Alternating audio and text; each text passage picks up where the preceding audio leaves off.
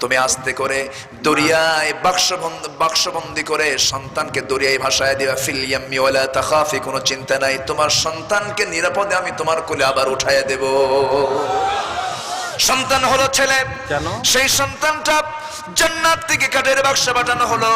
সেই কাঠের বাক্সে প্রস্তুত করে যখন তাকে দরিয়ায় ভাসিয়ে দেওয়া হলো, দরিয়ায় ভাসতে ভাসতে ভাসতে ভাসতে সেই কাঠের বাক্স গিয়ে এমন জায়গায় গিয়ে ভিড় জমালো, এমন জায়গায় গিয়ে থেমে গেল যে জায়গায় রাজরানী ইমরাত ফিরাউন আসিয়া আলাইহিস সালাতু ওয়াস সালাম গোসলের জন্য ঘাটে গোসল করার জন্য ঘাটে নামেন। সেই ঘাটে গিয়ে জমা হলো।